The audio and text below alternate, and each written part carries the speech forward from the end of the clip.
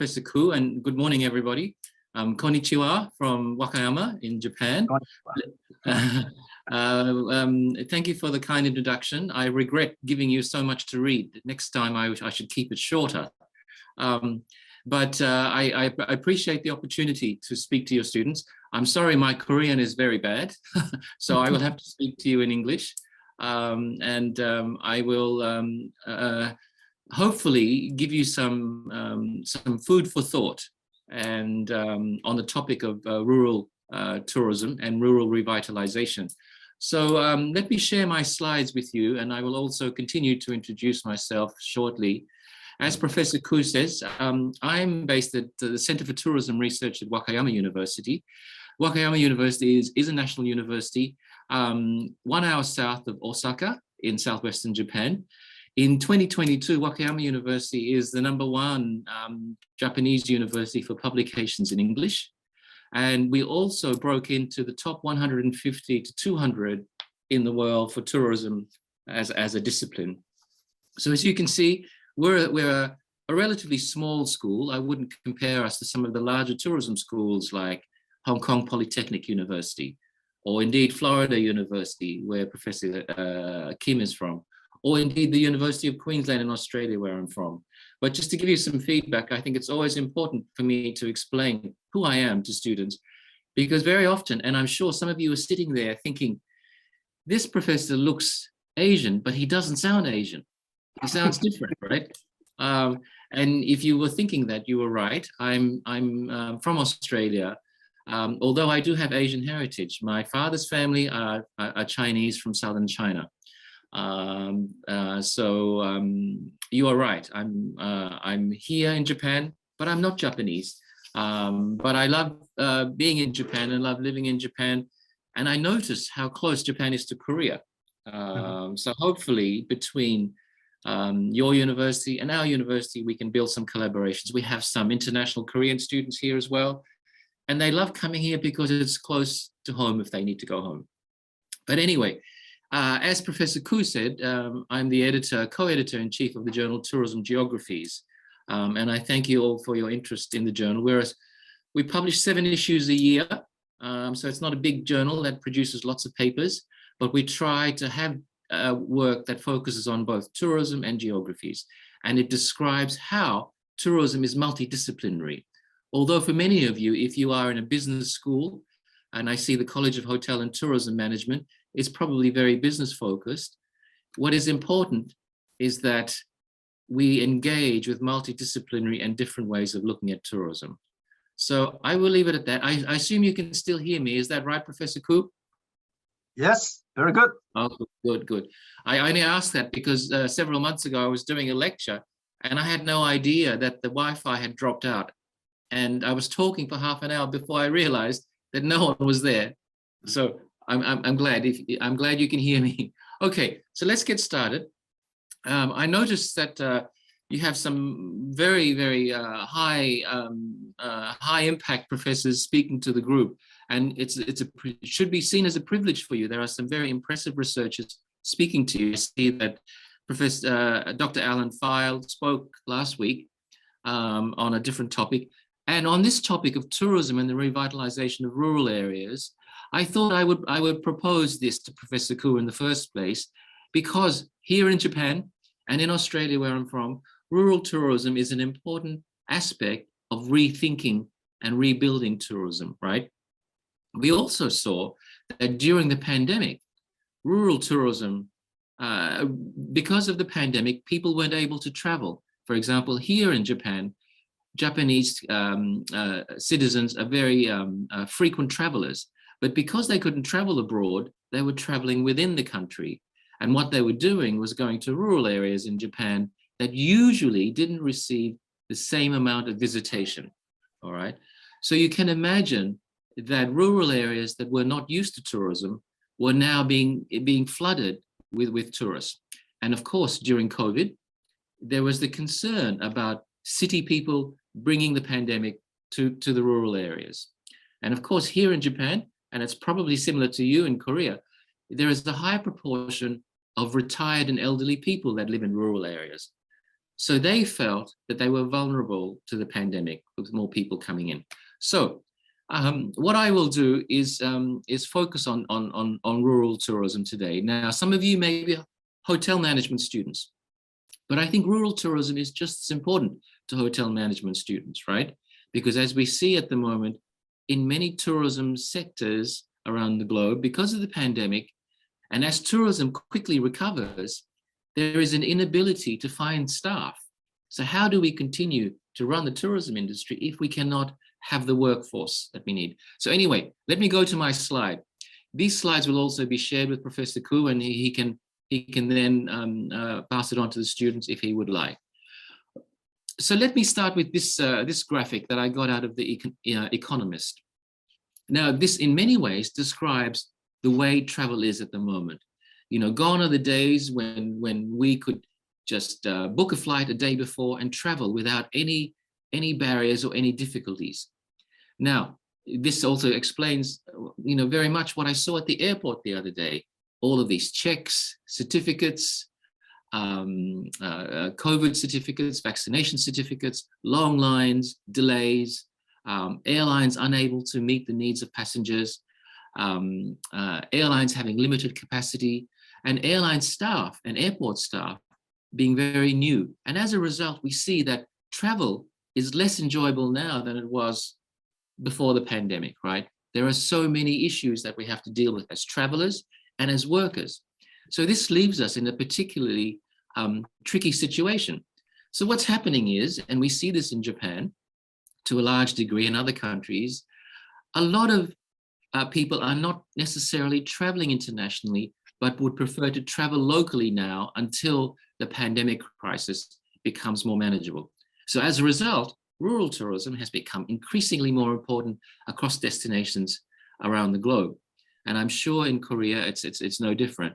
So what I will do as an introduction, and then Professor Khu has already introduced me, so I won't do that again.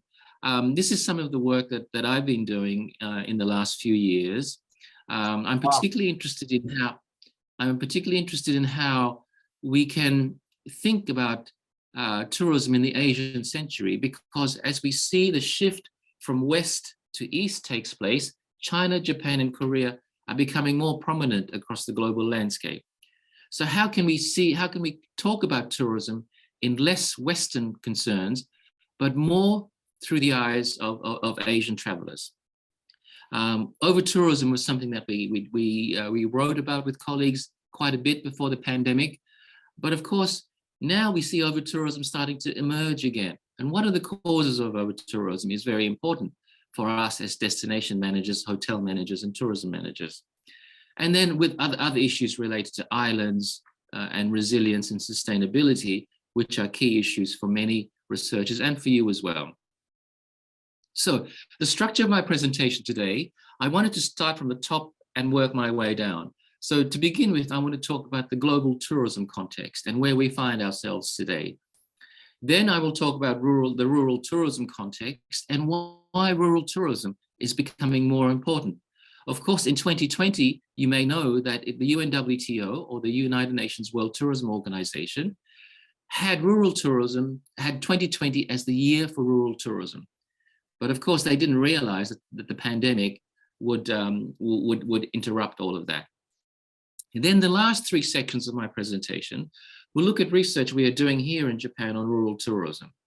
First, I will look at the landscapes, the therapeutic landscapes. In particular, I will talk about onsen tourism in Japan. And Koreans I see in Japan love onsens, and onsen is a hot spring, right? And Asian travelers love hot springs. And a lot of these hot springs appear in rural areas, which is why I thought I should focus on this. The second thing I will focus on is the role of young entrepreneurs. There's a misspelling there, it should be young entrepreneurs. Young. And what I mean by that is that we see in many rural areas, we see young people returning to their rural homeland, or perhaps young people wanting to escape the city to live in rural areas where the quality of life is better. And the last thing I will look at is I will look at the links between culture and rural tourism. Because of course, in rural areas, the culture of a country and a destination remains much stronger than in urban areas where things are more internationalized. So that's the structure of my presentation, and I hope I can do that in the time that I've been given to do this. But Professor Khu, please feel free to interrupt if you think a break might be needed, or if you think I'm running out of time.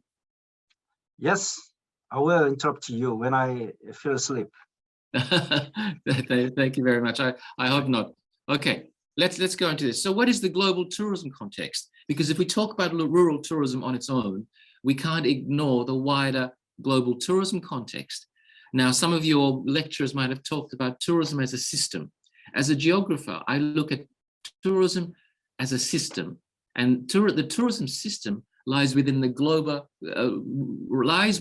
larger global tourism system, right? And within that, it lies within a larger global economic system. So tourism doesn't occur on its own in a vacuum. It occurs, and it can only happen if the global social and political context allows it to. So let's get into the global tourism context. This is where we see ourselves now. All of this talk about Asia bouncing back, right? Because we know last summer, most of Asia was closed. Whereas here in Japan, I looked at my colleagues in North America and in Europe and saw them traveling over the summer. While here in Japan, the borders were still closed and the borders only opened 2 weeks ago. So is this really true? Is tourism in Asia bouncing back? And can we avoid a global recession? Because of course, if there is a global recession, tourists won't have money, and then that will have an impact on visitation, right? And of course, for us in Asia, we know that tourism in Asian countries relies very heavily on Chinese travelers. And at the moment, Chinese travelers are not able to travel just yet. For Japan and for Korea, being so close to China will be an advantage when Chinese travelers are allowed to travel again. But when that is, we don't know. And all of us are waiting very patiently. So when we look at the global tourism context, we can see that everybody is thinking about this issue of how do we rethink tourism? How do we live with COVID? And how do we rethink risk, right? If anyone has tried to travel from Korea to Japan or anywhere else recently, you will realize that airfares are much higher than they used to be. In many cases, 3 to 4 times higher, all right? So it makes it very difficult for the average person to travel. Here in Japan, when the borders opened 2 weeks ago, hotel rates increased quite rapidly by almost double, right? Yeah. So all of this is leading to this very complicated and disruptive context, because we will see destinations trying to recover quickly. But whether they have the capacity to service the needs of tourists, whether hotels are ready, whether airlines are ready, whether they can get planes in the skies quickly is the thing. So will this bouncing back, or will this tourism recovery be quick, or will it take at least 1 to 2 years for this to happen? And it's probably a concern for tourism students, right? Because tourism students are studying tourism thinking, I want to work in tourism. I want to develop a business in tourism. But there is so much uncertainty, and how do we prepare for that uncertainty is something that is preoccupying all of us as academics and as industry people. This idea of building back better is something that we all hear. We hear industry people talking about this. We hear the United Nations World Tourism Organization, PATA, the Pacific Asia Travel Association, using these words. We hear destination managers and DMOs saying this, oh, after COVID, we will build back better. But are we really going to build back better in the end? We see destinations like Bali at the moment. Many Koreans love going to Bali, right? Before the pandemic, Bali's tourism was growing rapidly, but there were issues with land, with water, with the place of local Balinese people, with the behavior of tourists. So for us in tourism, we're always dealing, for tourism researchers in particular, we're always trying to find research problems that help us understand how we can do tourism better. Will tourism build back better is a question that perhaps we can revisit in 2 years, right? It may be that we go back to the way things were. And perhaps this is, I know I have a colleague who's doing some work on Jeju Island, and he's talking about the same things. How can tourism to Jeju Island be more sustainable in the future? How can we control growth? How can we improve service quality after the pandemic? So, and we see this idea of travel being unsafe because of the pandemic, right? It's a very difficult thing to try and encourage people to travel when they feel it is unsafe, when they feel it is risky, right? So for those students there of you watching who are marketers, you know, how do marketers convince tourists that it is safe to travel, that you can get on a plane and you won't get COVID, you know, that you can stay at a hotel and the hotel has prepared the hotel in a way that will prevent you from getting ill. So how do we convince travelers that travel is safe again? How do we have global arrangements that ensure that as travelers, we are always clear about what a destination expects before we arrive, right? Because the last thing we need is to get to the destination and they say, you don't have the right COVID certificate, you don't have the right vaccines, you don't have the right visas. So tourism, global tourism in a state of uncertainty. How do we track tourists? We see now many destinations wanting to know what tourists are doing, where they are going, because if there is another pandemic, we know how to fix it. We know where it started, right? But tracking tourists is an enormously difficult task. How do we overcome privacy concerns?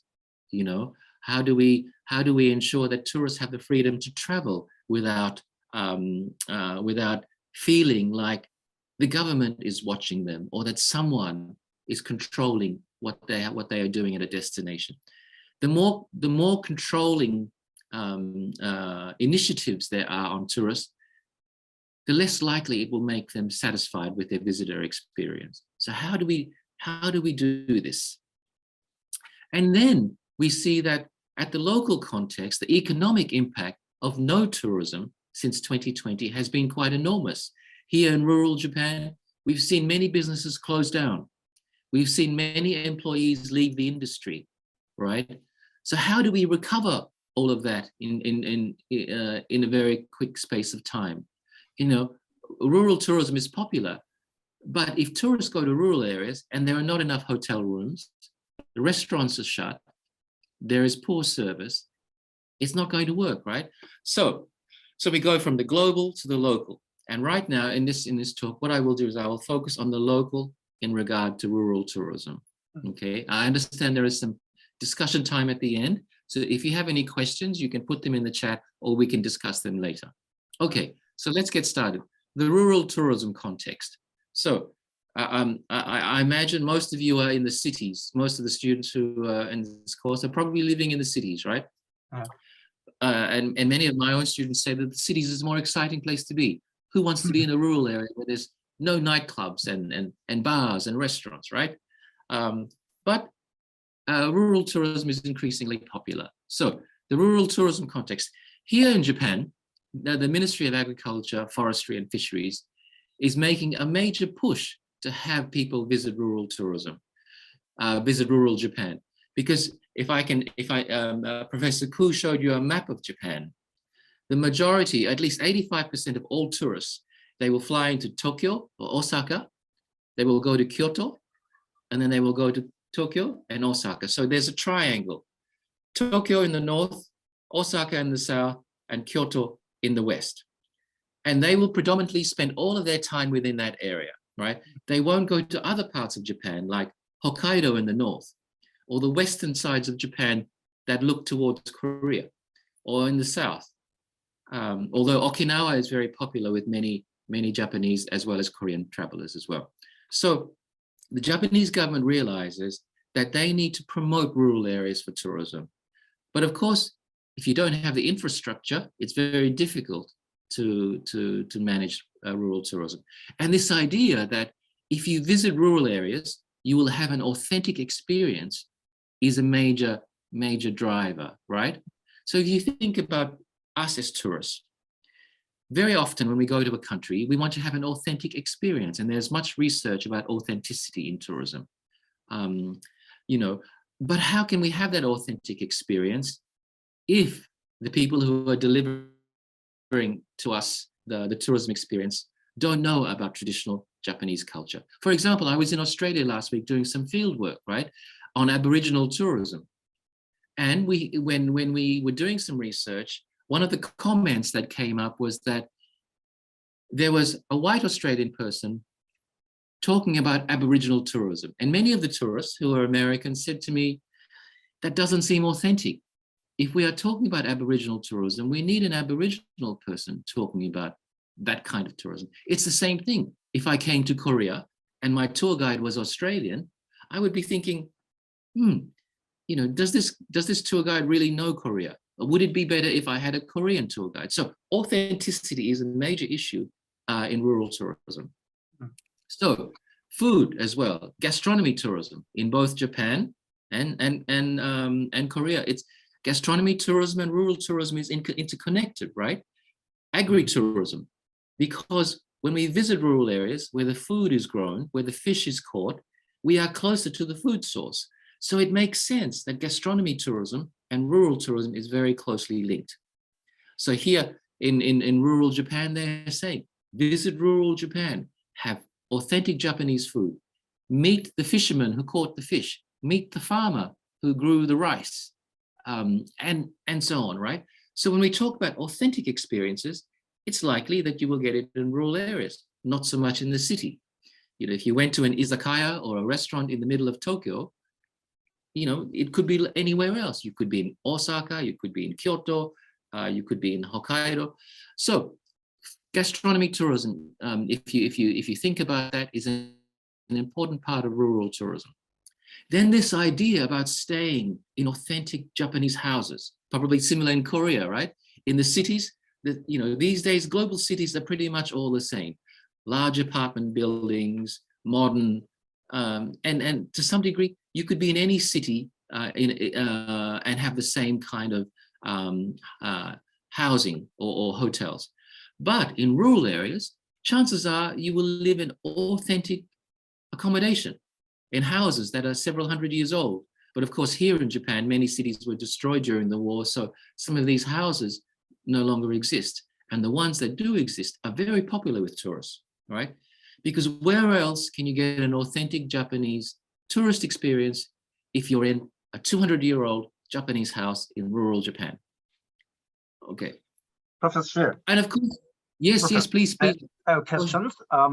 Okay, so far we have about 10 minutes listening your lecture is very fantastic and interesting. And you showing those 3 slides is about the rural area, and then the slide pictures inspiring us rural tourism and authentically, and I feel genuine and I want to go there. That's the role of the image, and absolutely people emotionally and instinctively inspired by that kind of a rural and the scenery and the authentic image. It is true, but things like when you mentioned the young generation want to stay very comfortable accommodation, and they want to enjoy some facility in cities infrastructure, something like that. But it is true, and then how can we provide something service and infrastructure such as accommodation, good accommodation, good transportation, and then other, the young generation activities. So there's the majority of young generation choose the urban city rather than rural tourism. Absolutely, rural tourism is vital to the human sense and the human nature and instinct. What do you think? Oh, definitely. I think now, especially after the pandemic, people are more interested in experiences that are so-called safer, right? And in very crowded urban centers, the fear of COVID is much greater. Whereas in rural areas where there's more space, the air is fresh. It's likely that it's not so crowded. I think the opportunities for rural tourism right now are enormous, right? And you are right. The desire to visit a destination tries to appeal to emotional needs, right? Marketers know that. And certainly these images, I hope that all of you sitting there are thinking, I might go to Japan. This is a really interesting, idea. And the current slide I've got, activities, I think answers your question, right? The activities you can get in rural areas are vastly different to the activities you would get in urban tourism. And for many people, the fear or the risk of travel is diminished in rural areas where it's not so crowded. For example, imagine skiing in a place where you are the only one on the mountain and there's no one else, right? So this kind of the sense of exclusivity, of space, of authenticity, of safety, I think is particularly important for rural tourism. In fact, if I wasn't an academic, I would probably buy an old house in the countryside and run a country hotel with very high-end experiences, gastronomy, activities, and those kinds of things. But it's a really important question. Does it appeal to young people? Actually, here in Japan, especially in the wintertime, some of the ski fields in rural areas are very appealing to young people. So I think when we say young, it depends what demographic what age we are talking about, right? And I will talk about this later. What we see is that a lot of young people, when they get to the age of say 30 to 40, they have a family, young children, and they live in the city, they start thinking, maybe the rural area will give my family a better lifestyle, where the air is fresh, the food is better, and that kind of thing. So let me proceed. I hope I've answered your question, Professor Khu, but we can revisit that later in the discussion as well. Sure. So, and this idea of farm stays have become quite popular here in rural tourism, where you can go and live in the farmer's house, where the farmer will cook you the meals. The farmer will take you out into the fields to pick the food, pick the food and cook it for you, right? These are authentic experiences. So rural tourism offers that opportunity. And in 2020, the UNWTO had listed tourism as the year of rural tourism. And they say rural tourism has a high potential to stimulate local economic growth and social change because of its complementarity with other economic activities. And this is the thing, the economic impacts are quite significant, because in many rural areas here in Japan, if I can just explain, and perhaps it's similar in Korea, over the years, more and more young people will move to the city once they finish school. So as a result, we see many rural towns with few people. In many rural towns here in Japan, a lot of the houses are empty, or they are deteriorating and falling down. A lot of the farms are no longer being worked because the farmer died. His children don't want to work the farm, right? So the importance of revitalizing rural areas is really, really critical, because if we don't have productive rural communities, that has an impact on our food supply, that has an impact on tourism, as an example. And as UNWTO says there, rural tourism, to define rural tourism, it's a type of tourism activity in which the visitor's experience is related to a wide range of products linked to nature-based activities, what I referred to before, agriculture, rural lifestyle and culture. For many people, when they want a lifestyle change away from the busyness of the city, the rural areas give them that. And sightseeing. And of course, here in Japan, houses in rural areas are much cheaper than houses in urban areas. And in some cases, you might even be able to get a house for free that's empty, right? We see this in other countries, like in Italy and France. We see rural areas that are declining population. They are saying, come and live here. We will give you the house for almost nothing. A friend of mine who lives in Italy, in a place called Puglia. In Puglia, you can get a house for nothing, but there are conditions, of course. You have to live there. And if if there are no jobs, or if it's far away from the big city, then that's a problem, right? Rural tourism activities take place in non-urban areas with the following characteristics: low population density, landscape and land use dominated by agriculture and forestry. In Japan, it's exactly like that. And traditional social structure and lifestyle. This is what young people tend not to like, traditional social lifestyles. They want modern, right? Until they get to their 30s and 40s when they have their families, then they realize maybe traditional lifestyles is not as bad as I thought. So that's the definition of rural tourism. And as tourism students and academics, we start with definitions that make us understand what we're talking about. Okay, I'm not going to show this video just in case the link is not good, but this is part of the Ministry of Agriculture, Forestry and Fisheries campaign. Discover countryside treasures in Japan. It used to be Tokyo, Kyoto, Osaka, but now increasingly promotions will see the countryside being promoted more. So when I send Professor Khu these slides, you can click on the link and watch it yourself. Okay, so this idea that the countryside has treasures is a very interesting way of thinking of rural tourism. So if I can just focus on some further academic things when it comes to rural tourism. So when we promote rural tourism, it spreads the benefits of the sector more widely. I'm sure there are some of you students watching this who are economics students, right? And when we think about the economic impact of tourism, this is what we are talking about. How can we share the benefits from tourism with the wider community, while at the same time reducing the risks associated with the concentration of tourism in specific locations? This is what I referred to earlier about over-tourism, right? And we see this in Korea as well. For example, in Japan, in the city of Kyoto, a term emerged before the pandemic because of over-tourism.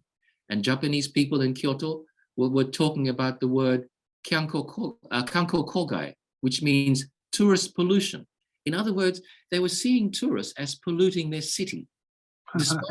Despite the economic impacts, tourists were seen as an agent of pollution, right? So this is an important reason why rural tourism is advantageous. If we have more people visiting rural areas, perhaps we might be able to spread that concentration around. Tourism can be an effective means of providing socioeconomic opportunities for rural communities, right? Once again, the economic and the social are linked. We can't separate them. The third point, rural tourism helps with increasing the attractiveness and vitality of rural areas, mitigating demographic challenges. By that, keeping young people in the countryside. If they have a good job, if they can develop their own business, perhaps they will stay in the rural areas rather than go to the city. It reduces migration, and it promotes local resources and traditions while upholding the essence of rural life. But of course, and some of you may have discussed this, and Professor Kim, who is a geographer, will know this idea of the limits to acceptable change or carrying capacity. When do we know that too much tourism is too much? Often we don't know until there are many complaints or when there's damage and disruption. Okay, so and the pandemic has made us rethink rural tourism and how important rural tourism is. The second dot point there, tourism in rural areas offers important opportunities for recovery as tourists look for less populated destinations and open air experiences and activities.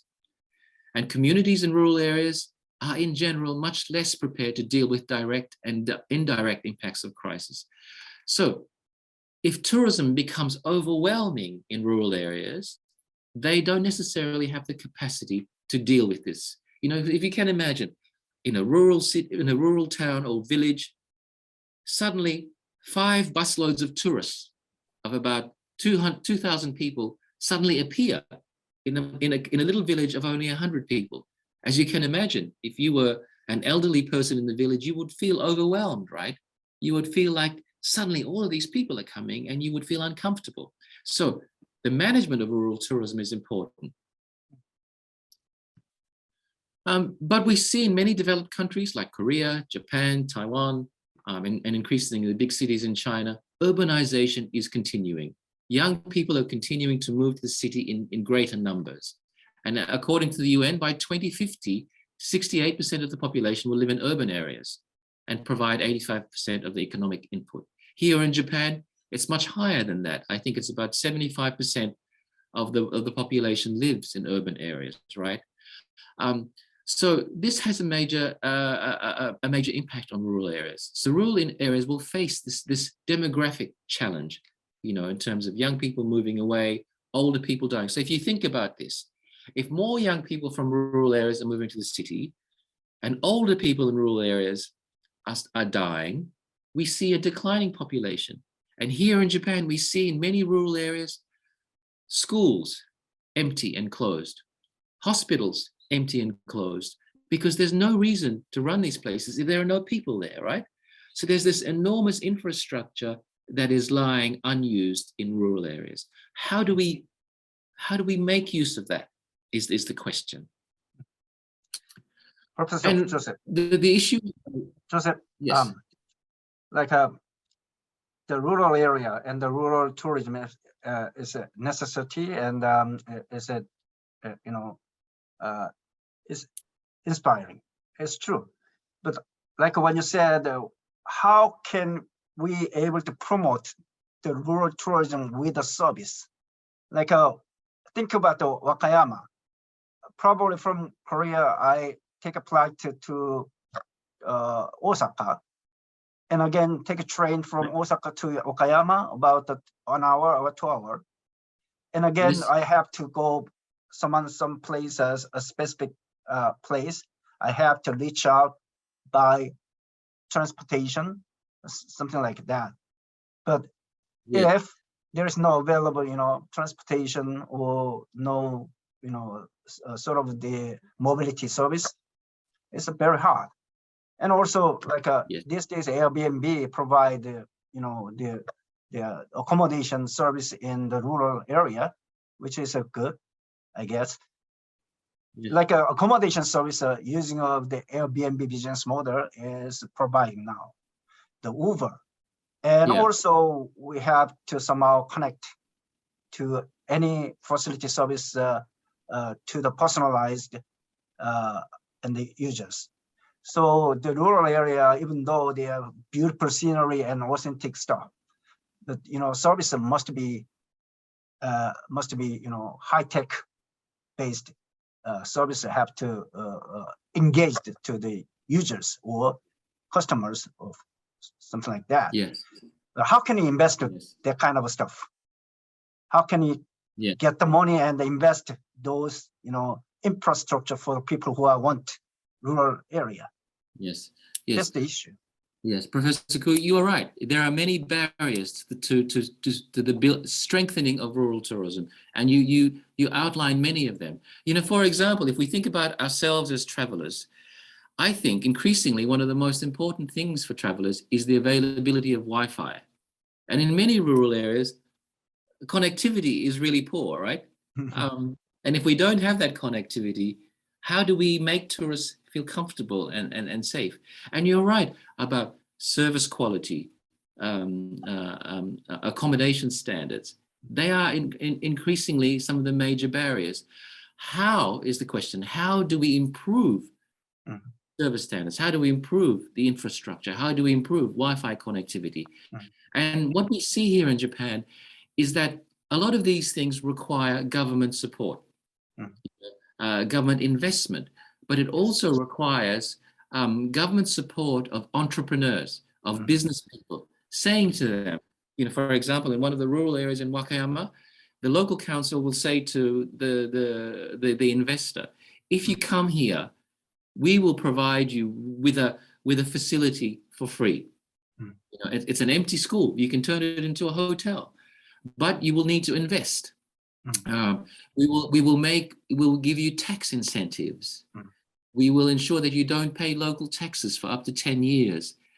We will give you money to train local people, right? I think the key, Professor Ku, is government support for rural tourism, because investors will only take the risk if they realize that there will be a good return on their investment, that they will make money, right? Otherwise they wouldn't. It would be an insane thing to do. But one of the things we find, Professor Ku, is that for rural tourism, there are some critical things that need to happen. For example, one of the main things is to be close to a train station. Because if you're close to transport links, people can get there easily. If you're on a remote mountain and it's very difficult to get there, chances are it's going to be very challenging. So definitely, if we are going to attract investment, and tourism professionals to rural areas, we need government support. We need long-term planning. You know, the government can't just say over 1 year, this year we will have a promotion and then forget about it for 10 years. It needs to be a continuing, right? Here we see many luxury hotel groups opening up spas in the countryside. Land is cheap, buildings are cheap. Usually labor costs are lower, right? But that still doesn't change that you need to get tourists there. Tourists need to have easy access to the destination. Otherwise, you will discourage tourists from coming there. But of course, it depends if we're talking about mass tourism on the one hand, or if we are talking about niche tourism, about specialist tourism. You know, for some tourists, going as far away from the urban center is very attractive. Going somewhere where it's difficult to get to is part of the experience, right? But not for everyone, not for everyone. So, as I return to the slides, we see that in rural areas, climate change is having a more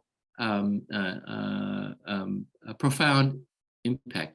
Here in Japan, we saw floods recently, and in Australia, so we have landslides. When there's a typhoon, rural areas tend to be more impacted than urban areas, where the built infrastructure can handle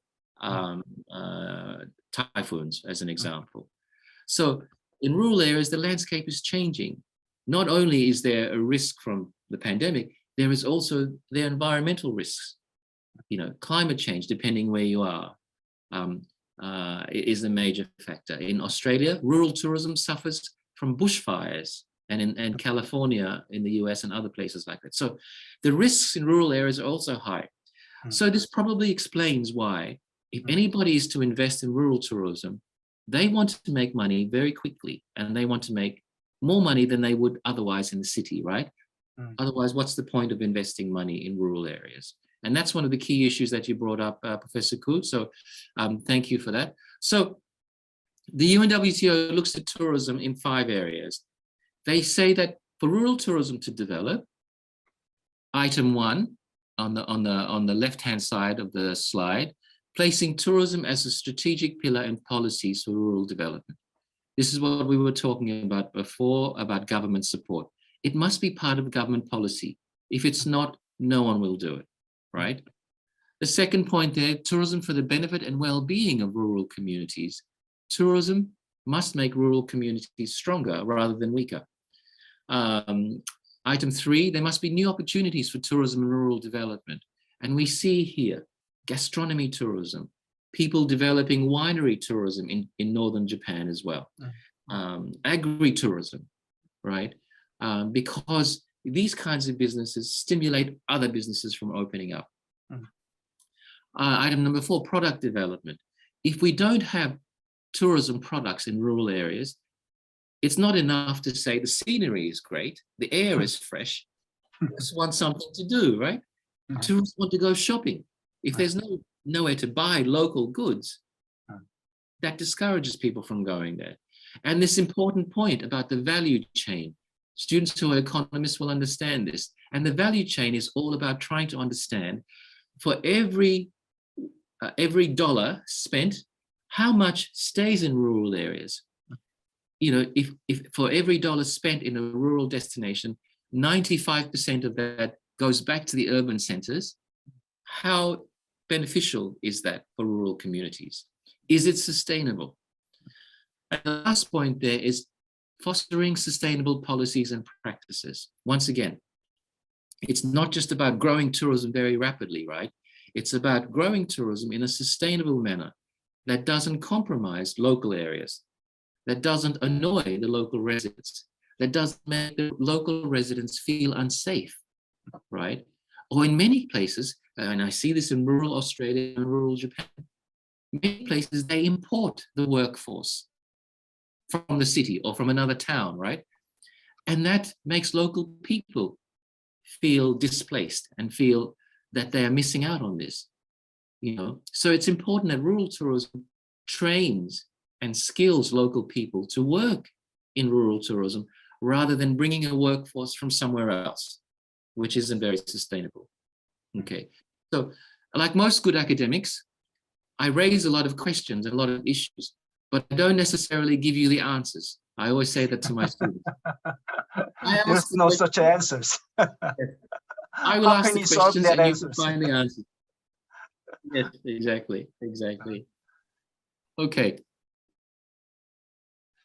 You know, but I realized that Japan is much more good at rural tourism rather than Korea. And with Korean, the facility and service centered in Seoul, Busan, and Jeju. So there's another triangle like Japan, Tokyo, Kyoto, and Osaka. But as far as I know, the is disconnect. Okay. Anyway. 김진원 교수님, 우리 김진원 교수님이 저기 플로리다에서 들어오셨는데. Okay. Speak. You're mute. You're muted. Okay. Hi everyone. Okay. I'm back. I'm not sure what happened there. I'm sorry about that. I'm not sure if it was me or you. Me. Okay, it's okay. You're in Japan. I understand. Yes. Usually people think it's high tech, but yeah, maybe I'm not sure. Maybe I was talking too much. Okay. No. It's okay. Good. So we see this. We are jealous actually. We are jealous actually to Japan. Japan is much more widespread rural area, and people enjoying to visit rural place like Yokang and the spring, hot spring, something like that. So we always ambitious and envy the Japanese tourism policy and the rural culture and sort of things. Yes. So yes. That's why you are right. Point out. You are right. And actually, service standards in Japan is the highest that I've experienced anywhere else. If anyone's been to Japan, when you go to a shop, when you go to a restaurant, when you go to a hotel, service standards are amazing. Compared, for me anyway, as an Australian, when I compare Australia to Japan, it's no comparison. You know, people are polite. You know, if you go into a shop and you buy something, the shop owner will walk to the door with you, will give you your things in the bag, and will say, "Thank you for coming. See you next time." And we'll wait at the door. Yes. You know what? Why? If they don't do that, they killed. It's true. It's a long time ago. The 200 years ago, the people have to give the service to the upper level person. So if they don't do the kind of a behavior, they kill suddenly on the spot. So they're accustomed to do behavior like that way all the time. Well, it's very interesting. I'm teaching you. Except now you won't be killed. Don't worry. Well, that's very interesting. I didn't know that. Thank you for sharing that with me. It is true. So like Edo government, they set the rule for each class person have to behavior. So if they like the upper class, they can kill the person, the farmers, without agreement to other people. Just kill person, and then they save, and then they waived from any guilty.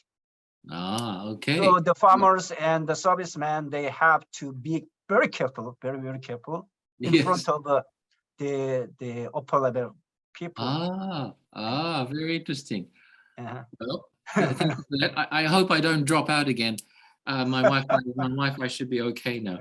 So we look at rural tourism, and this poster gives you some idea. You know, strengthening of ties between communities, connection with rural and urban areas, creation of jobs, participation of social enterprises, and especially the advancement of women. Because we see in Japan, I'm not sure if it's the same in Korea, women live longer than men.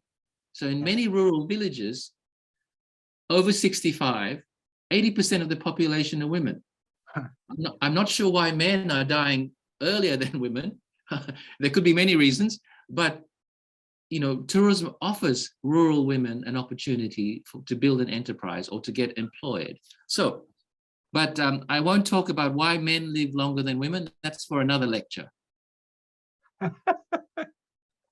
Okay. So now I will focus on 3 rural tourism projects that I'm working on, right? That demonstrate how rural tourism is important in the recovery that will occur now. So the first one I will focus on is this project on therapeutic landscapes and rural tourism that we've been working on for a couple of years, right? And what I mean by that, I will explain. Therapeutic landscapes is a geographical term that describes how, when we look at a landscape or when we're in a landscape, it makes us feel better. It improves our well-being. It improves our health. It improves our state of mind. It helps us de-stress. So let me show you what I mean by therapeutic landscapes. And I will show you some photographs, right? Wow. For example, this. And this is actually a video file. Let me see if I can play it and see if you can hear it. So if you want to turn, let me play this 1 second. Good.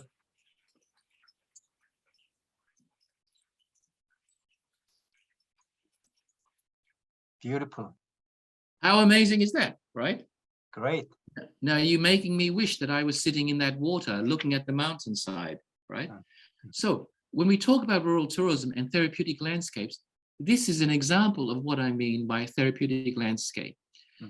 Sitting in that, if you imagine sitting in that onsen now, right now, how relaxing it would be, how important for your well-being it would be, right? And when we talk about therapeutic landscapes and rural tourism, this is what we're talking about. This is what a lot of people miss in Japan when they only visit Tokyo and Osaka and Kyoto, and they don't go beyond that, right? However, this location is very difficult to get to, which goes back to Professor Ku's question before about access to a destination. So, I'll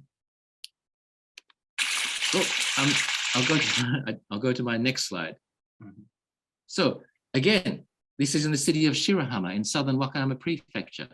This is an onsen close by the sea. Imagine sitting in this onsen, and when the ocean is very, very rough and the waves, the seawater comes into the onsen, into the hot spring. How beautiful is that, right? This is in a rural area. And unfortunately, many tourists don't go here. So, yeah, but it's probably, the local people probably feel relieved that tourists are not going there, right? It means that they have it for themselves. And this is one issue. This is one issue. While rural areas might want tourism, do rural people necessarily want tourists overtaking their space? That's right. Yeah. So that's a really important consideration. But this is what I mean by therapeutic landscapes here. How relaxing is that? How beautiful is that?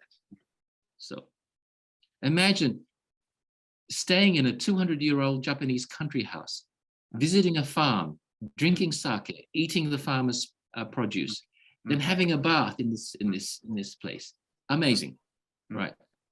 Here, this is another local town in the mountains. You know, this rural landscape, it's relaxing. It's not like being in the middle of Seoul or Tokyo or Osaka, where trains and cars and noise. Here, it's relaxing. Life is slower.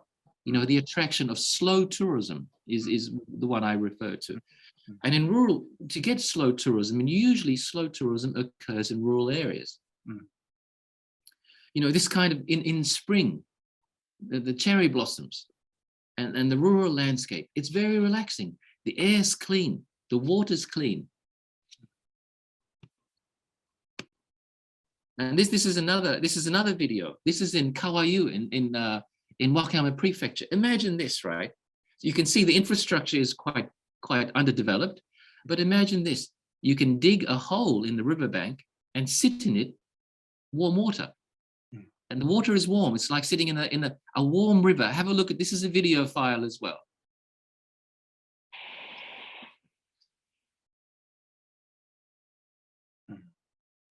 You can see the steam, right? Oh, yeah. Maybe it's not such a good video, but what the point I'm trying to make here is that you can only have such an experience in a rural area. You couldn't do this in the city. And in rural Japan is very unique in that way. Imagine you can dig a hole in the riverbank and sit in it and have a nice bath. Doesn't cost you any money. And this is So this is another contrast. And in the riverbank, they've built a bath, right? But as you can look around you, you can see that the infrastructure is old. It's crumbling, right? And this is the problem. While the natural attractions are great in rural areas, the physical infrastructure is starting to deteriorate. It's falling down. How do we get the investment to rebuild that is the question. This is the same river, but on the other side of the river, a person who runs a small ryokan or country hotel has built a little onsen next to the river where you can sit and look at the forest. And imagine this at night, no lights, sitting in that bath, and you can hear the sounds of the forest while you sit in the hot spring. Anyway. And then this is the kind of built infrastructure that supports onsen tourism, right? You need this. If you don't have this, it makes it really difficult. Perhaps in Korea, hot springs are similar. And this kind of experience is probably much safer for foreign tourists than being out in the river, right? Foreign tourists have a tendency to want safe experiences, risk-free experiences. So you need to have both. If you want international tourists to come here, you need to be able to have these kinds of facilities that make them feel safer. Yes. And once again, landscapes, the forest, the river, these things are already what makes a destination unique, right? But how do we develop this for tourism? You know, things that are typically, in many places in Japan, you are in Japan. You are not in another part of Asia, right? So how can rural destinations provide unique experiences, authentic experiences that make people think, I'm here and I'm not anywhere else, that I can only get this experience in this place and not somewhere else. Okay. And cherry blossom mountains, you know, the way local rural lifestyles is something that people find important. Professor Kui, do you think the class will need a break, or should I just keep going? I've got another 25 minutes or so. We don't need a break time. We just keep going on. Keep going. I have to go Because, fast. you are prestigious, so we have to listen further. Okay. You're lecturing. I Thank you don't want to waste time. Thank you very much. If I was in Australia, students will say we want a break. But we are Korean. Yeah, I know. We are peculiar person. You work hard. Okay. Working hard, diligent. That's and right. Keep working. Yeah. Okay. Just like in Japan. Okay. Yes. So, Right. So anyway, so this is what I mean by therapeutic landscape. So when we think about rural tourism in Korea, how can, you know, for students who are very ambitious and business-minded, how can you develop rural tourism using the rural landscape that's there? And I mean, this is an example, right? Having your own bath and sitting there. How beautiful and wonderful is that? Okay. Yes. And once again, this is my colleague that I was doing research with, Kazura-san. Imagine staying in this Airbnb house in rural Japan. It's not like anything you can get anywhere else in any other country, right? Okay. So the next thing I will talk about is the role of young entrepreneurs in rural tourism, because young business-minded people can have the potential to make a lot of money in rural areas, but they first need to take the risk. Yes. You know, for example, in this research we've done here in rural Japan with interviewing over 200 young entrepreneurs, asking them, why would you leave the city and come back to Japan? The photograph you see is of Nachikatsura Shrine in southern Wakayama, right? Once again, rural areas offer these kinds of landscapes that are beautiful and interesting, full of culture and heritage. So when we ask young entrepreneurs why they would develop a business in rural Japan, the first thing they say is that they must overcome the many constraints that Professor Ku referred to before. You know, the businesses need to make money. You cannot move to a rural area and lose money. That would be pointless, right? They are interested in making the shift from urban to rural for what well-being and lifestyle benefits. There is no point shifting to a rural area if your lifestyle and well-being is diminished, right? So, but they move to rural areas to use their professional and business links in the city. And it's important. You can't develop a rural business, rural tourism business, without having professional and business links to the tourism supply chain in the city. That's right. Yeah. Okay. Here in Koyasan, I'm not sure if anyone there has visited Koyasan. Koyasan is one of the most important religious and spiritual tourism destinations in Japan. Koyasan is on a mountain, and there are these amazing cemeteries from a long time ago, right? And what young entrepreneurs say is that these kinds of places are product that will attract tourists. But how do we build services around this? In many rural situations, as I say on the slide, the work of young entrepreneurs stands out because they have ideas. They are not running businesses like their parents. They understand the importance of technology. They understand the importance of being online. They understand the importance of having good Wi-Fi, because if your guests don't have good Wi-Fi, they won't come back, right? They can't, if your guests, one of the major things that people do when they travel is they post photos. Yes. In social media, right? Yeah. If Wi-Fi is no good, then they can't do that. So this is an important aspect that many young entrepreneurs say. We can only develop our business in a place that has good internet connectivity. Yes. Here in the Wakayama prefecture, we see this kind of situation, right? Where the population is shrinking. And what young entrepreneurs need is good housing. And young entrepreneurs often come with young children. They need schools, right? They need childcare. So for many rural townships and governments, they need to think about this. If they are to attract young entrepreneurs, they need to have the services that young entrepreneurs need for their families. Also, you need young entrepreneurs who understand what the modern tourist wants. Like for example, for me, I like very good coffee, right? But unfortunately, when I go to rural areas, a lot of times, a lot of rural business owners don't understand the importance of having really good coffee that is of high quality, right? Right. Whereas young people who've lived in the city have spent a lot of time in coffee shops. Yes. When they move to the rural areas, they develop a business of a standard that urban people expect, right? So it changes things. Sometimes that can make the existing businesses annoyed because they think these young people are better than us. They will make our businesses less attractive. So how do we handle those kinds of situations? This is a photograph of two young entrepreneurs from Tokyo who moved to Shirahama, opening an amazing Tokyo standard cafe in the countryside. Wow. Yeah. Actually, coffee is a standard of modern times. And young entrepreneurs, as well as engineers and researchers, they crazy about coffee.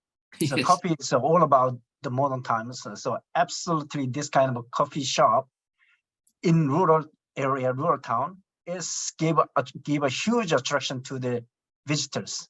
Yes, definitely.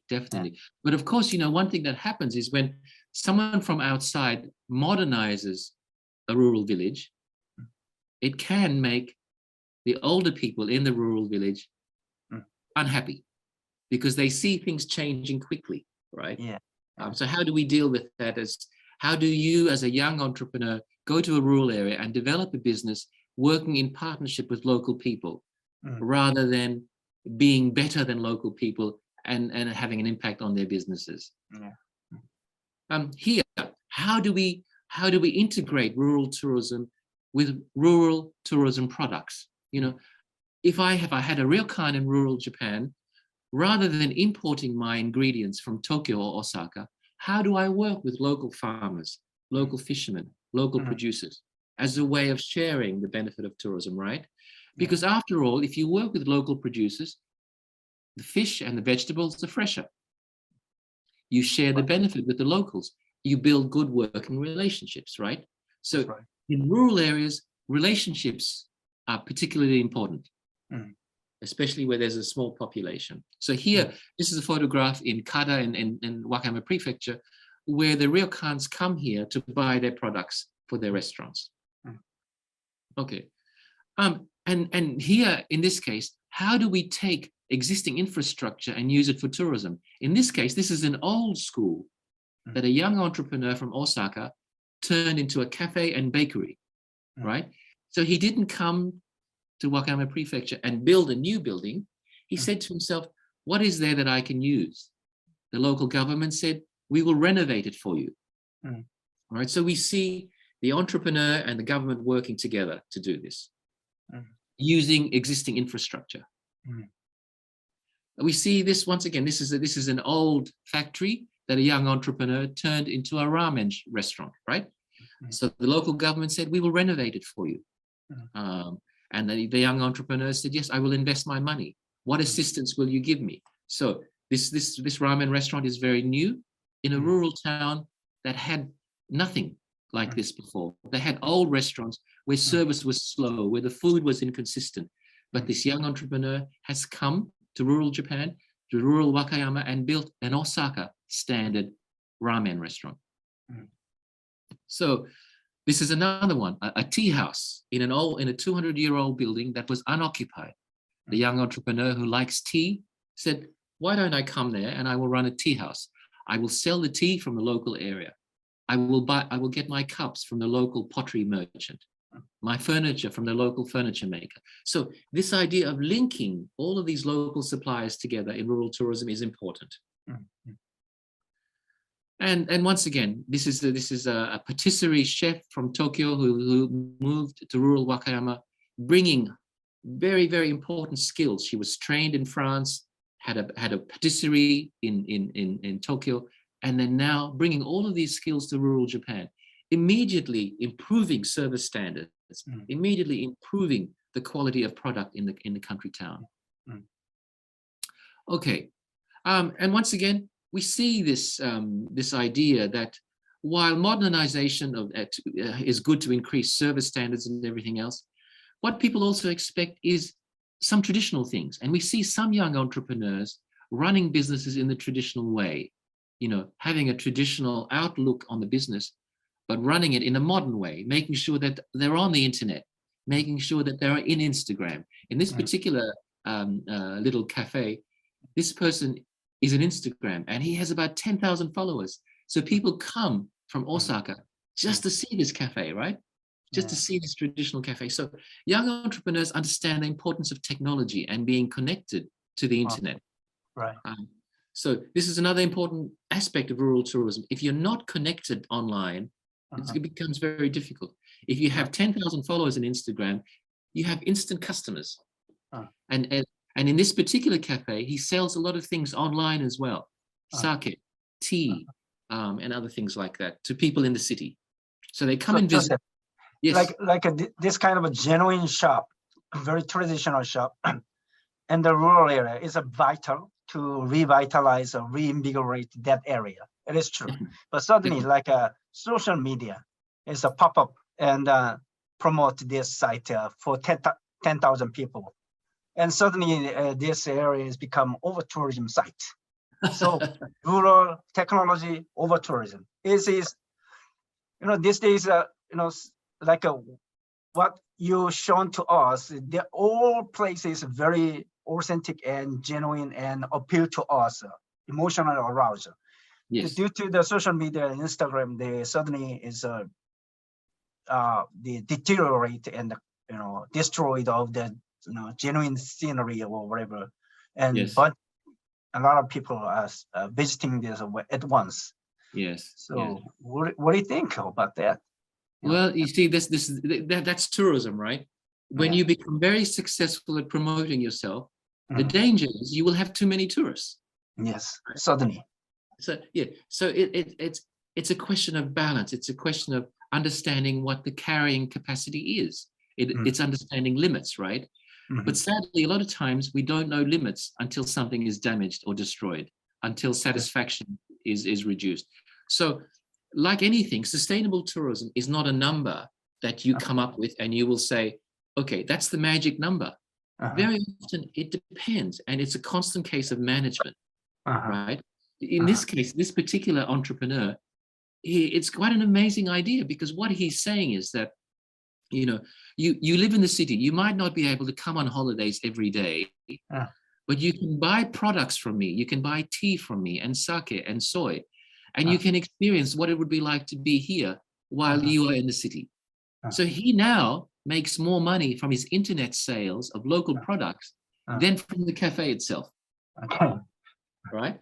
But All the while, he's promoting the rural area, and people come back for that experience. They tell their friends, "Oh, you must go to this place in Wakayama." You know, so this is what I mean about the connectivity between a physical business and the business online, right? Many rural tourism businesses must understand that they can sell the rural experience online through the consumption of food and drink and other things like that, right? So anyway, good question you raised, and it's a question that all of us as tourism business owners and researchers must understand. When we are so successful at promoting a place, we introduce problems that we have to learn to deal with as well. So my final topic, I think I've got about another 15 minutes before discussion, is the place of culture in rural tourism. Culture is important, right? Because when I talked earlier about authenticity, the unique culture of a place is what provides authenticity. Here in Japan, in Wakayama Prefecture, one of the things I focus on is the historical heritage, you know, the things from a long time ago that help us understand the place we are in. Here, this is a signpost of one of the oldest onsens in Wakayama Prefecture. This is what provides interpretation for people and what helps them understand. So rural tourism must have interpretation available to people to tell them about where they are, like the history that Professor Ku shared to me about why service standards are so good in Japan. I never knew that, but if I was a shop owner in rural Japan, I would be telling my tourists the story, you know, because stories are important in rural tourism. Yeah. And stories about this city in this town in rural tourism. You don't see any humans in this town. That's because in this village of about 65 houses, the population is 10 people, right? So how do we create stories about the culture in this place, about the history of this place, which is really, really important. The place of religion. In many rural destinations, shrines and temples are really important reasons why people visit rural areas. So how can tourism work with these kinds of places that become tourist attractions? This is a shrine in in southern Wakayama, where people will come from the city to worship, right? So rather than driving back to the city, people will develop accommodation and restaurants around these kinds of places to encourage people to stay. Because remember, when we talk about tourism impact, one of the things we often talk about is tourist expenditure. The longer tourists stay in a place, the more likely they will spend money, right? So for us as destination managers and tourism business owners, the longer we keep people in the place, the more we can empty their pockets of their money. We can take their money. And that's the whole point of tourism, right? In some ways, it's a business.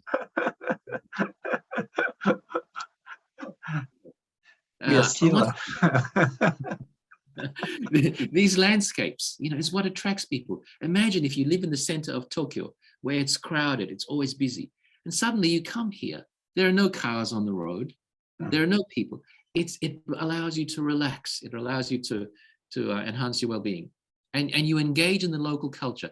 But once again, those stories that I talk about are very important. Here, for example, this is an onsen town, right?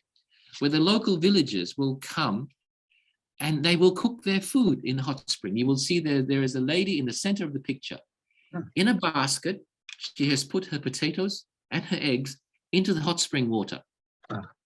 And in about 30 minutes, it will be cooked. And then they will eat it there, right? So this offers tourists a view of local lifestyles, of the way people used to live many years ago. It's romantic, it's interesting. And this is what rural tourism offers you. And for the young people in the class who might be about to propose to their fiance or to their girlfriend or boyfriend, rural areas offer romantic experiences. And we see this once again. Right. But I don't want to give you too many ideas. It's great ideas. Great Yeah. idea. You know, the attraction between nature and religious institutions, right? This is a shrine in Hongu in Wakayama Prefecture. It's amazing. You are in nature, but you are also having a religious tourism experience, which is part of the overall culture of a place.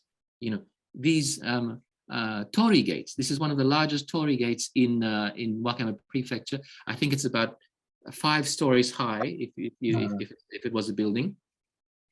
And this was in spring during when the sakura was blooming, the cherry blossoms. So this link between nature and culture is very important as part of rural tourism. And this comes back to the photo that I shared earlier. The links between local produce and culture is really, really important. You know, for example, here you can have soy. You can go to a soy sauce factory in Wakayama Prefecture that has been making soy for the last 500 years, right? And it's part of the culture of the town. Or sake manufacturers who have been doing this for the last 500 years in the same family. So culture and stories are linked in rural tourism. Right. And this onsen, this is one of the 3 oldest onsen in Japan. This one will only accommodate 2 people, which is why I said rural tourism is romantic, right? 2 people. Yeah, 2 people. So you can see that if you want to impress your boyfriend or girl, this is a good hot spring to go to. Right? When I was boy, I want to go. Yeah. Well, when you come and visit me, you can come. I will take you there. So once again, and in these places, there is a story behind these rural tourism experiences. How do we tell the stories is very important.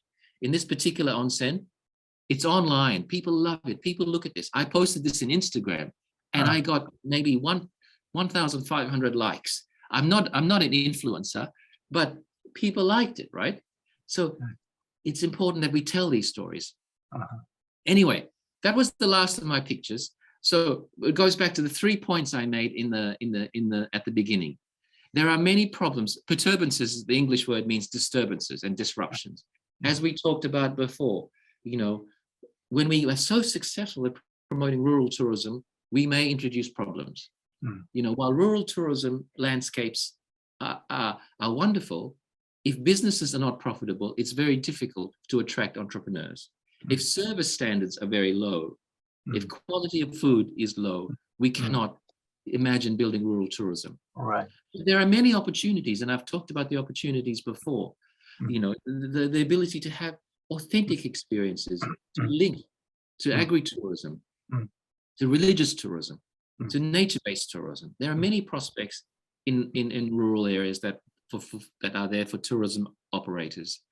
But there are also many challenges as the population declines. Where do you get your staffing from if you want to run a tourism business? How easy is it for tourists to get to your destination or place? To what extent can you get supplies in cheaply? You know, because if you run a rural tourism operation, but it's so expensive to operate and the product becomes so expensive, will it provide value for money for tourists? These are all important things.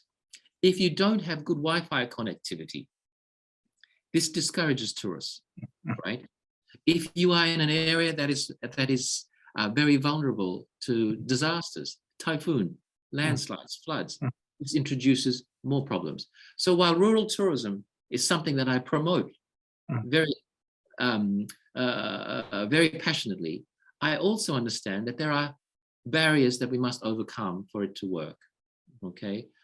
And lastly, if I may, before we have discussion, I was doing field work in rural Australia last year. Many of you might recognize, that's me, by the way, and that's my car. Your car, wow. Yeah. And that's in the center of Australia, right? And we are trying to promote and build sustainable tourism here, but it's very difficult because in this place, in the middle of the desert, there's no water. How do we develop a tourism industry when the issue of water shortage is a problem? How do we build an enterprise here if it's difficult to attract employees, right? So in this regard, if you want to find out more about what I've been discussing, you can scan the QR code. You will find some of these things. But for now, that's the end of my presentation. Professor Khu, I will send you these slides. I'm happy for you to share it with anyone who wants it. And I would be happy to answer any questions that you might have about Japan, about rural tourism. I hope I've encouraged you to come to Japan. And I hope my colleagues at the Japan Tourist Office will give me a commission for bringing all of these Korean tourists to Japan. Next time I bring my student to your school, Wakayama. Yes, Sure. It's a great place for a field school, Professor Koo. Okay, I stopped sharing my slides and I'm happy to discuss anything with anyone. Okay, students, it's your turn. Please feel free to ask him whatever your question. Thank you for Professor Joseph. It was very great to know about like how is the rural business going on in Japan. I always admire that Japan is actually very successful model in Korea as well because of it's a small country, but there is a lot of like tourism destination there. But Korea, if I speak to the foreigner and the foreign traveler, they also just remember Seoul or Busan or Jeju Island. That's all. Even we try or government is support a lot of things to develop tourism destination. So what did you think? Maybe this is a stupid question, but what do you think that Korea is kind of the struggling compared with Japan? Yeah. Thank you for your question. It's Gina, right? Yep, that's right. Thank you, Gina. That's a really important question. And a lot of people around the globe, people have very good, let me say, perceptions and feelings about Japan, right? And Japan has been very good at soft power. I'm not sure if any of you are political students of politics. What I mean by soft power is Japanese culture, manga, Studio Ghibli films, food, fashion. And it has made people develop a really good feeling towards Japan. Certainly, Korea is going the same way with its gastronomy, with K-pop and Korean fashion and things like that. But you are right. I wouldn't say that Korea is not as good as Japan. I think it has the potential. It does things differently, right? But certainly there is a feeling about Japan as a destination. And I tell you why. If you travel in Japan, you will never feel unsafe. I always say that to my foreign friends.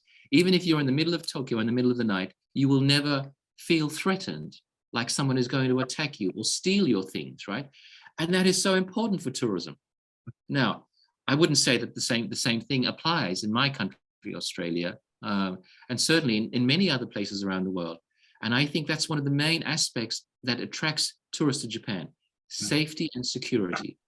And that's related to the high service standards. And there's a story that often people will tell about Japan, that if you lose something in Japan, let's say you drop your wallet, you will always get it back. And I remember it happened to me once in Tokyo. I lost my wallet because I was in a hurry to get on the train. And then when I was on the train, I thought, where is my wallet? I didn't have it.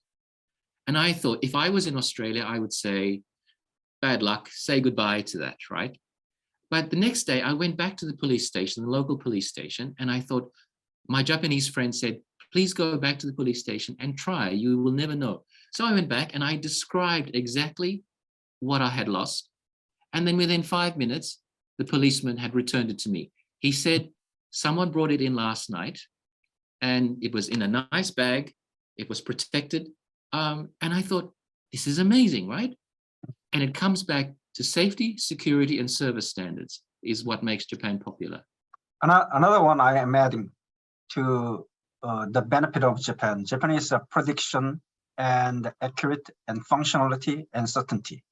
Because in tourism spot, there is very much uncertainty, like a train time and some connectivity is not malfunction, something like that. Yes. But in Japan, we can predict the surely certainty.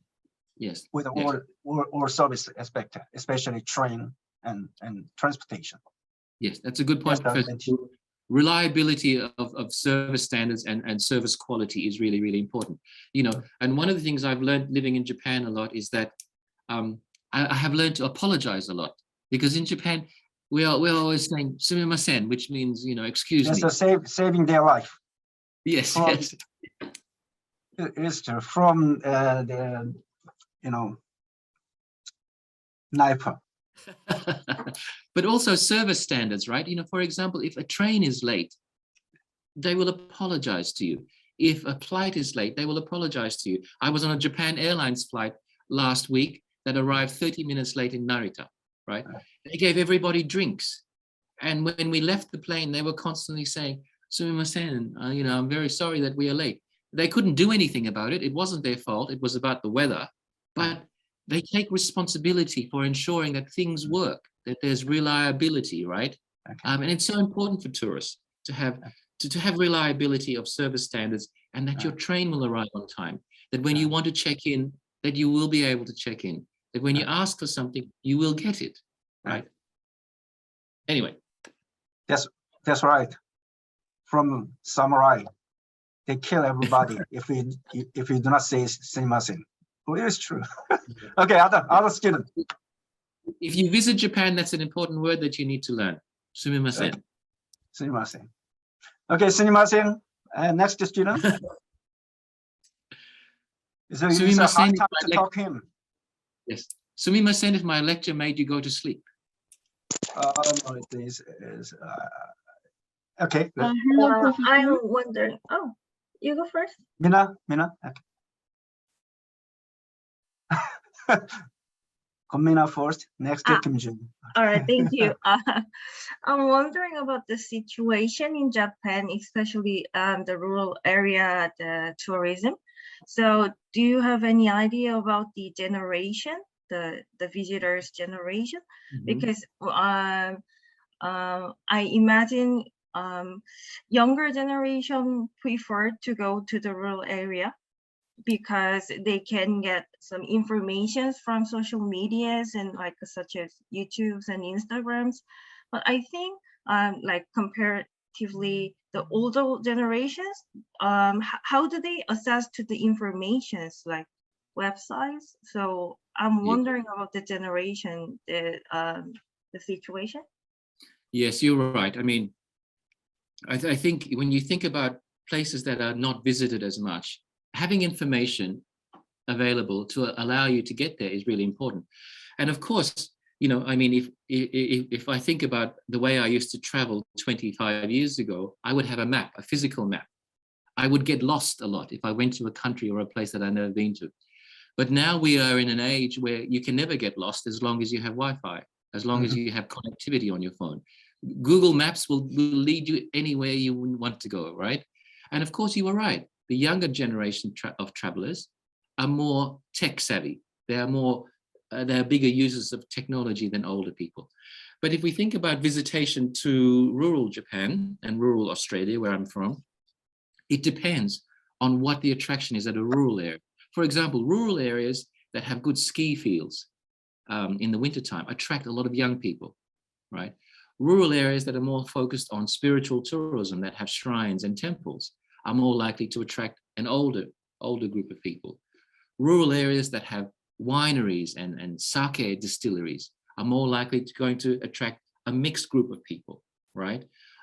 So it depends on the nature of the rural destination, on the demographic of people visiting it, mostly. For example, here in rural Japan, walking on pilgrimage trails, slow tourism in Wakayama Prefecture is really important. It attracts people who are physically able. So therefore, many older people are not able to do that. So it depends on the nature of the rural destination. But it's a very good question. Okay. Thank you very much. Good. Next. Hello, Jill? Professor. Okay. Professor. From France. Yeah. Bonjour, Lisa. Bonjour. First of all, thank you for this really interesting conference. I learned a lot thanks to you. I have a question about the promotion of this rural area, about rural tourism. Do you think it's better to target international people or national people? Because I think by targeting international people, we can bring more customers, but at the same time, we need more efforts because we need some translation and English speaking skills. But at the same time, by promoting to national people, we don't need those kind of efforts, but customers are less important. So what do you think about it? Thank you, Elisa, for your question. Yeah, you raise a very important point, because in rural areas, the ability to communicate in English, or let's say if they were French tourists or German tourists, the ability to communicate in a language other than Japanese is often quite challenging, right? And if you can't communicate, it makes things rather difficult at times. So whether international tourists or domestic tourists are better for rural destinations depends once again on the nature of the destination. Sometimes domestic tourists are much better because they can read the in-room information. They will know how to get around the rural area. They will be able to communicate with the ryokan owner, the bus driver. So things are a lot easier, right? And in that way, the cultural clash is less. Because for many rural communities, one of the biggest things that stress them about tourists is the culture clash. You know, tourists not knowing how to behave in the manner that is expected. You know, in Japan, Japanese people are very polite. And I know most Australian tourists, many of my friends, would not understand how to behave in a way that doesn't offend the host. You know, they might not know the word sumimasen, so they don't apologize if they make a mistake, right? So whereas, but domestic tourists may not spend as much money as international tourists, right? And on the other hand, international tourists will expect, this is what I always find very odd about tourists generally, is that they will go to another country, but expect to have things the way they have it at home. Do you know what I mean? It's like the way when I go to Tokyo, I see all of these international tourists sitting at Starbucks or McDonald's. And I ask myself, why did you come to Japan if all you want to do is go to Starbucks or McDonald's? You know what I mean? So for international tourism in rural areas, the infrastructure needs to be developed to a different level. Mm-hmm. The skills need to be to a different level. The tolerance of rural communities needs to be different. They need to realize that international tourists may appear to have bad manners. Mm-hmm. They may be loud. Mm-hmm. They may not understand what is acceptable. For example, the tendency for international tourists to take photos of people's houses, to take photos in religious places when they really shouldn't, right? So I think on the one hand, international tourists are likely to spend more money and open up new markets. But on the other hand, they also present problems for rural areas. While domestic tourists might not spend so much money, they might be easier to manage and easier to handle. But also, they may come back more often, right? For example, if I live 2 hours away from a rural area, I might go there every year. If I'm an international tourist from Germany, I might only go here once in my life. So I think you're right. It raises the question, can we focus on both international and domestic? Or do some rural areas need to say, we will only focus on domestic tourism, it's easier for us. And in fact, during the pandemic, and even now, in some places, they would say, you would see signs in ryokans or restaurants that say, domestic tourists only. Oh, really? Yes. Yes. Oh, it's strange. Yes. So it's a very good question, Elisa. And the answer is, it depends on the situation. I think, can we necessarily be a successful rural destination, making international tourists happy and domestic tourists happy, as well as keeping the community happy? Anyway, okay, the between the international and national, domestic, the target is important, but the role of technology, smart tourism and application will give it a solution for interface and at least the language barrier, I guess. Okay, next.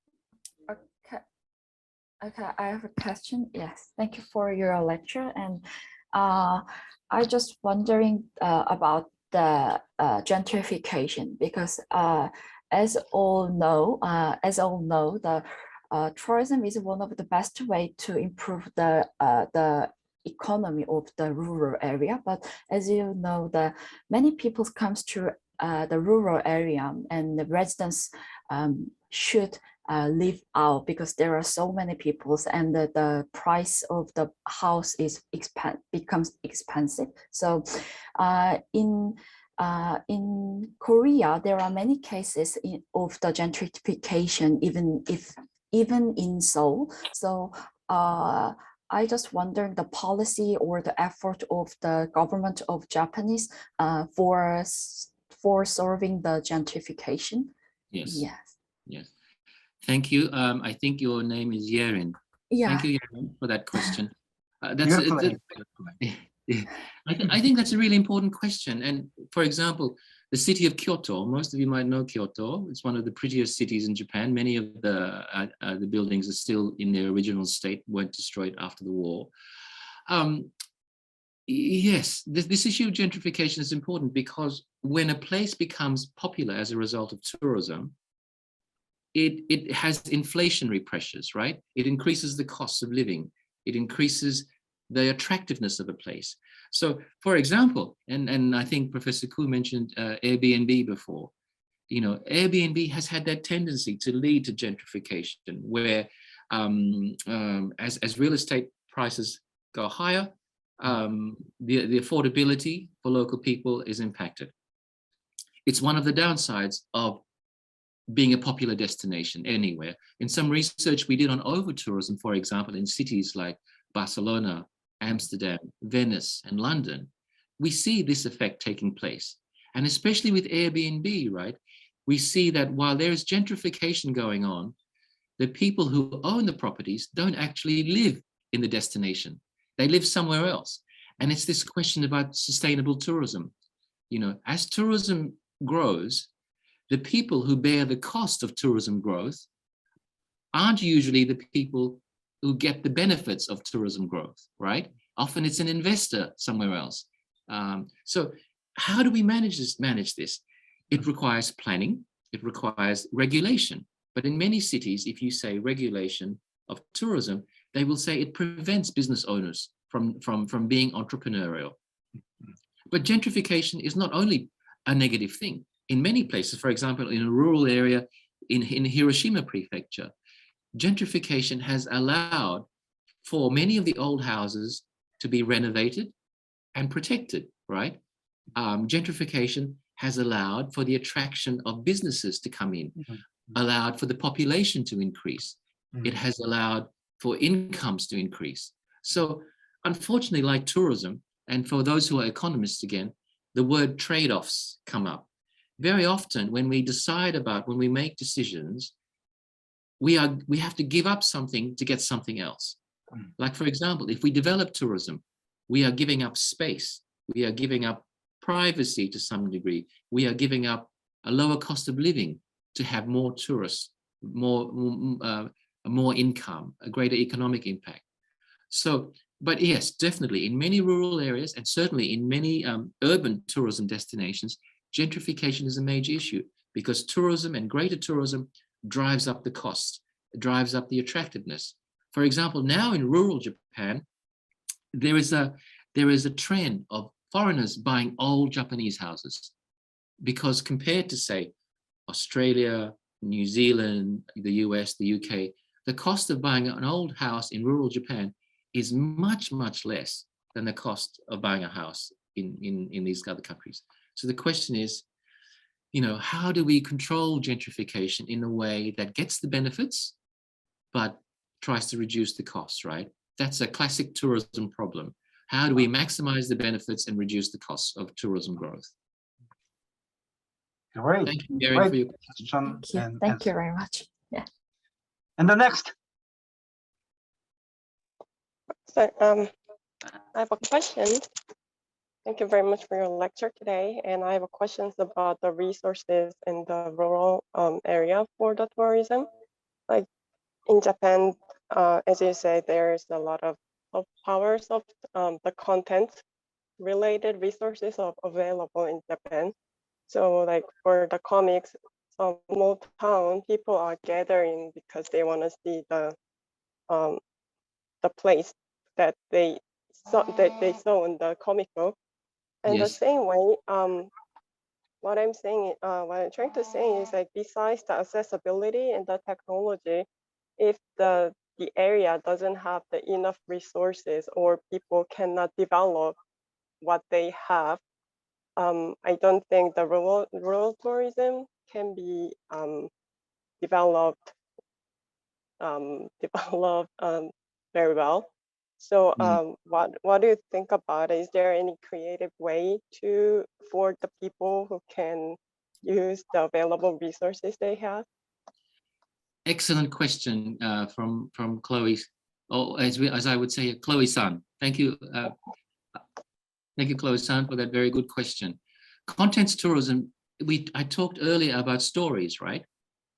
And stories are really important in creating perception of place.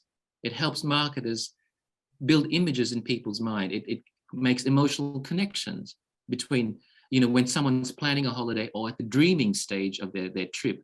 Stories help build these kinds of connections and motivate someone to visit.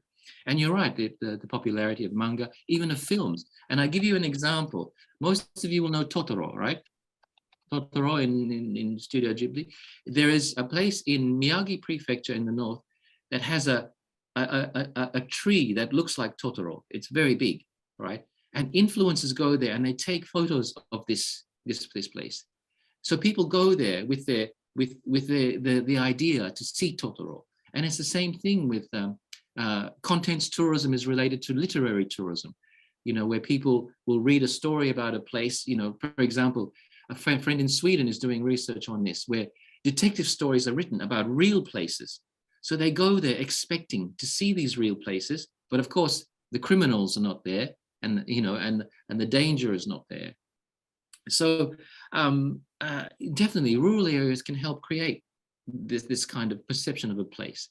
But of course, it's one thing to build expectations, and it's another thing to deliver on the expectations, right?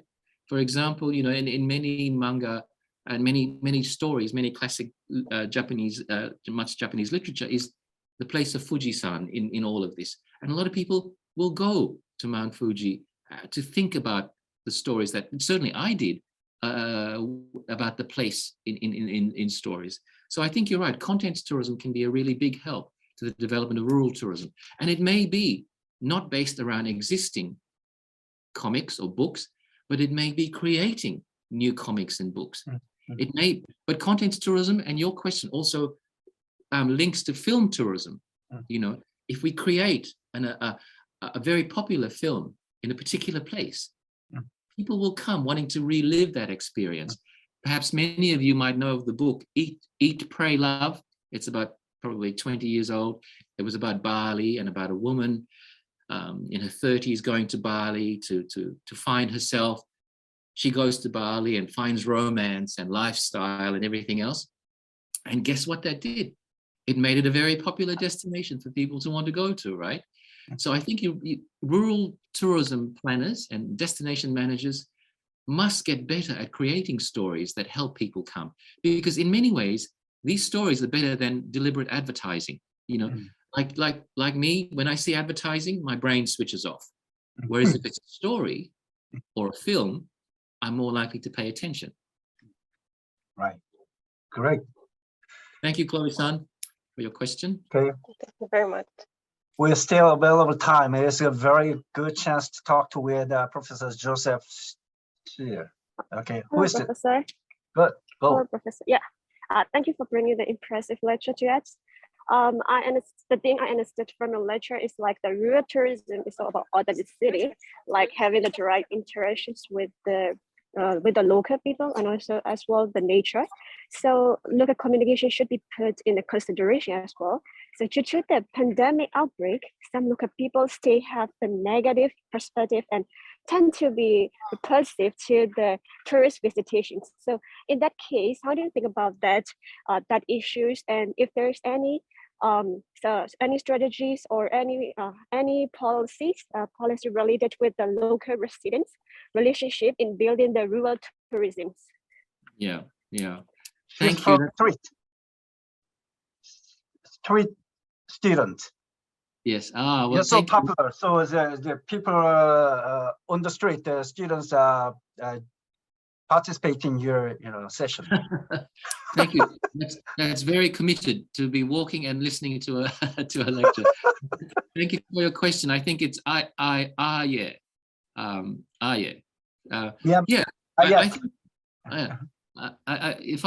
it seems to me that I may be wrong, but I had a friend in Myanmar that was called Aya. Wow, you have knowledge. This from so Myanmar. okay. So yeah, it's really important. Like, for example, during COVID, many rural communities, as I said earlier, I saw signs in shops saying domestic tourists only, not international, because they saw international tourists as a threat, as a risk, right? We saw this in Australia as well, where there was actually some racism, because they saw Chinese tourists or anyone who looked Chinese as being a threat because, you know, of the politics of COVID, where, you know, and I think you know what I mean. Yeah, so I think it's important that if we are to develop rural tourism, that we consider how we make local communities comfortable with the idea, how we ensure that they have a part in developing tourism, rather than totally having nothing to do with it, right? I think definitely, and like for those of you who will be tourism planners and destination managers, if you don't have local community support, you don't have a friendly community. If you don't have a friendly community, they won't welcome tourists. The tourist experience will be diminished. So I think you have a point. It's one thing to promote tourism, to have the infrastructure, but if you don't include local stakeholders, local community, and make them feel comfortable, then you have the ingredients for disruption, dissatisfaction, and poor quality of service. Thank you for your question. Thank you, From Professor. Myanmar. Yes, Mingala. Sir, Okay, who is next? Yeah, Inji? Inji? Yeah, Professor, thank you for your good lecture. I have a question about the tourism development for residents. Sometimes I think the concept of sustainable tourism is too ideal for applying to the actual tourism sector. But as you mentioned, in the case of Japan, there are various stakeholders within the destination, such as a resident and a tourism operator and tourist. But I think each stakeholder may have a different opinion on which value chain to make first and foremost important. Further, the bigger problem is also whether efforts are being made for the elderly, who account for a large proportion of the rural area. Thus, considering this situation, I wonder your opinion on what are the most important value in rural development. Yeah, that's very good. They're very good questions, Yunji. You could almost write a thesis on that question. It's a good thesis question. Thesis. Wow, it's a grand question. So I will answer your last question first about the place of the elderly, right? You are right. In rural areas, the population tends to be older. And it goes back to the previous question. How do we make them comfortable with tourism and tourists? And of course, elderly people usually tend to be more cautious, right? So including them in planning and ensuring that tourism doesn't occupy their spaces, that tourism doesn't inconvenience them is really important, right? But that's easier to say than to do. I think for many elderly people, they probably prefer, and in geography, we talk about this term, sense of place. And a sense of place is why you go to somewhere in the first place. A sense of place is what makes a place unique and comfortable and attractive. And oftentimes, tourism and too many tourists destroys the sense of place. And for elderly people, where they live and where they retire has to maintain that sense of place. So the question that we have as tourism destination managers and researchers is, how can we have this tourism but maintain the sense of place and not make everything like a Disneyland, if you like? And tourism tends to do that, right? We Disneyfy many places. On your first question about the sustainability of tourism, and you see, this is always a contradiction, right? Many researchers say, we talk about sustainable tourism, but is tourism really sustainable in the first place, right? When we have to get on a plane to go somewhere, when tourists tend to use more water than local residents, when there's the issue of plastics and the consumption of plastics, where tourists, for example, I did some work in Fiji in the Pacific Islands, and it always intrigued me why international tourists would go to a very remote island, but still want to have hamburgers and beers and wine, when really they should be thinking about consuming local rather than consuming something from where they've just come from, right? That's not very sustainable. And also the issue, some of you may have heard about the term flight shame. You know, it's something that my colleagues in Northern Europe are very, very passionate about. Flight shame basically says we should stop flying. Flying is the most unsustainable thing we can do. But as you can understand, for me, someone living in Japan, an island country, I'm from Australia, an island country. If we don't fly, then we are isolated from the rest of the world, right? So Right. how do we have that kind of tourism? You know, they say get a train everywhere you go, and I understand it. That's great. Unfortunately, I can't get a train from Japan to Australia to visit my friends and family. Unfortunately, you can't get a train from Korea to visit Japan unless they build a tunnel, you know, under the sea for you to come here by train. So this bigger question of whether tourism is sustainable or not is a really interesting question, you know, and it's a wider question as well. Is sustainable development It's a very important question. Yes, because Very if you it's contradiction terms, right. sustainable. That's right. Contradiction. And the definition of sustainable development is that is what we are doing today going to leave the planet in a better state for the next generation? I would suggest that that's not probably the case. You know, we are going to die, so we spend our life this time, not Well, for that's next very- generation. Next generation is their life, not my That's right. life. That's right. And if we look at wider conversations about climate change, you know, and global warming and things like that, we see Okay. that there's Okay, a Joseph, tendency. we have one last question from one last speaker, Min-sung. Yeah. Okay. Thank you, Yoon-ji, for your question.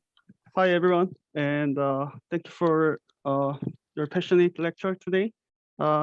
Similar with the sustainable tourism and gentrification, my question is about the over-tourism. So, I mean, a lot of tourists, it could destroy the ecosystem, or it could make the traffic jam or trashy issue, something like that. So, well, actually, I'm from the rural area in the Korea. So all of my friends say like that, oh, a lot of tourists always make the fucking heavy traffic jam. So yeah, Oh, keyword big. sorry about big. that. Anyway, so Don't worry, I'm Australian. I'm used to that language. Yeah, so I want to ask you about your opinion about the over tourism in rural area. Yeah, look, it's a real problem, right? And this is the thing, as I said before, it goes back to the issue of tourism.